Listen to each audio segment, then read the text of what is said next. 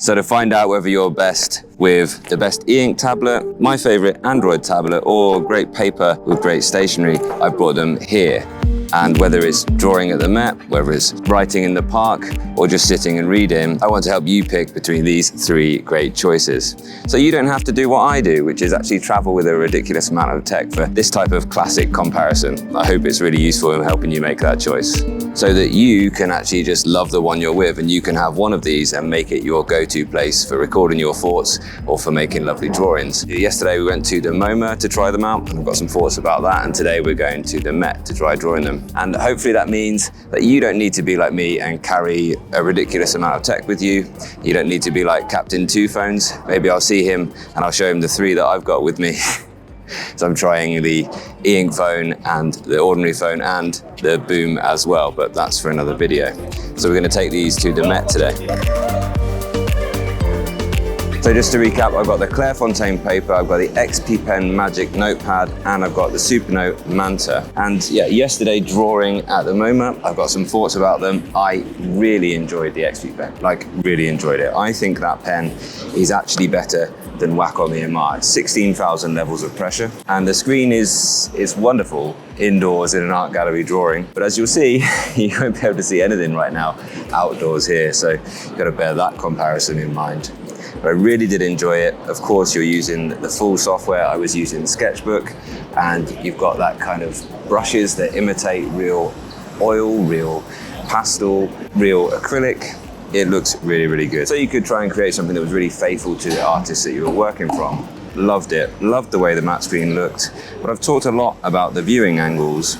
The viewing angles when you're drawing and you're looking straight at it, they're fine. They're not a problem at all. It's just when you leave it on the table and you're viewing it at this kind of angle, like you would a notepad, that you get that difficulty with the viewing angles. But in your hand, it's really comfortable, it's really light. I had a great time with it.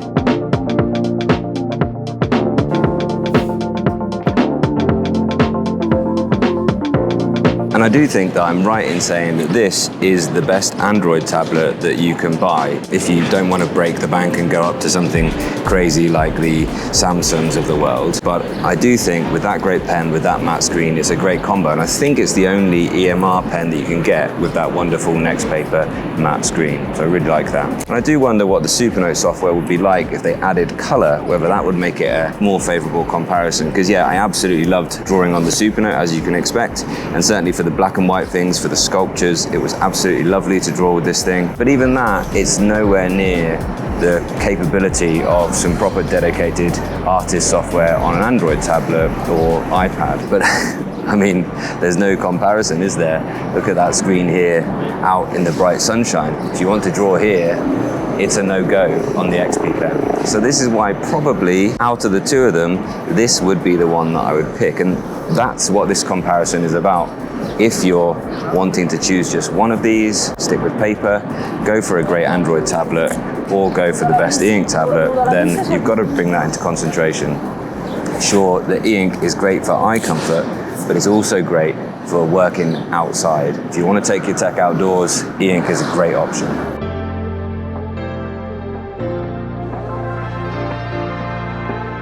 But a color Supernote, wouldn't that be fabulous? And the paper was really nice. And I've got this little set of color pencils in one here. Absolutely love using this. It's a Pentel, not sure what the actual name of it is. Multi 8 it's called. Pentel Multi 8, absolutely fabulous. I really loved drawing with it, but coming from the XP Pen, where you can use all of the tools to mix the colors on the page like real paint, it was pretty difficult to go from that to, yeah, just your limited kind of color palette to try and capture something complicated like your Picasso here. It just didn't do it, making that switch. It's very obvious when you're immediately coming from one to the other what you're missing out on. So I really enjoyed working here on the paper. Clairefontaine paper is lovely. All of these things are trying to imitate that feel of paper, but it isn't getting close. Using Rotring Rapid Pro mechanical pencil was lovely, of course. Using the colors here was lovely, but it isn't actually as versatile, and it's not as easy to make something here that you might want to use straight away for a different purpose. It's not easy to share this stuff out for a different purpose. So you have to bear that in mind. I love using a sketchbook, but I think possibly a bit like the Manta was far better for black and white work than it was for the color work. You just can't beat the feeling of working on paper. So I'm going to carry on, explore those kind of hypotheses and get back to you.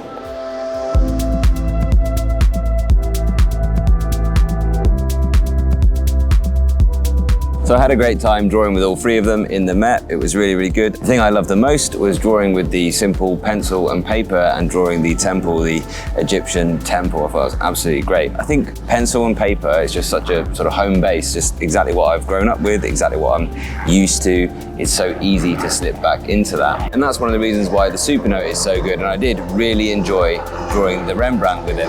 It's a really similar drawing to something that I remember doing when I was a kid in Edinburgh. It was a great time. And lastly, the XP pen. I was really looking forward to doing a drawing with the XP pen because I'd enjoyed it so much the day before. I was really looking forward to mixing the colors on the paper, and yeah, that was really good. But out of the 3 drawings that I did at the Met Gallery, that was the least successful.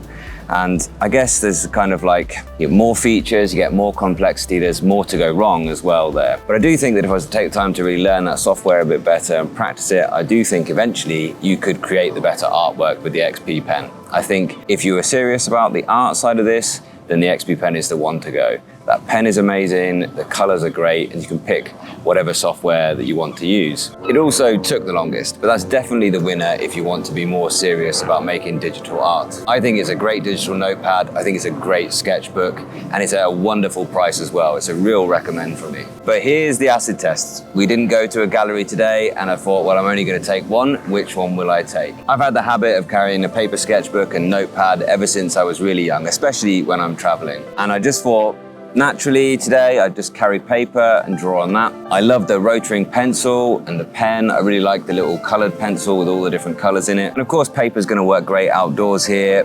The XP pen is just absolutely not gonna work in this kind of bright environment, so that was out. Paper's not broken. It's a great place to keep a permanent record. I love looking back at my old sketchbooks, so I really thought I was going to go with that. And of course, if you want to make a note, you can digitize that note really quickly. You can snap a picture of it and put it into AI, and it'll transcribe your handwriting really, really well and accurately, so there's no worries on that front.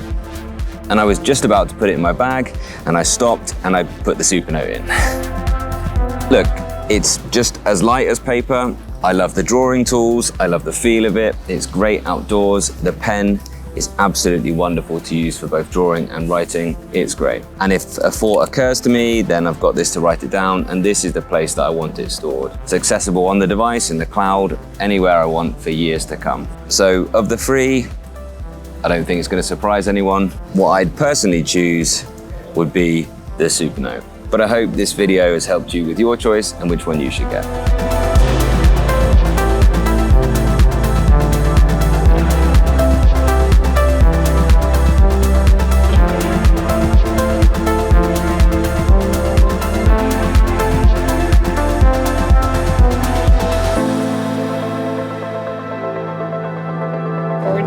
It's good I can see your screen in your sunglasses actually, so I know you're framed up nicely.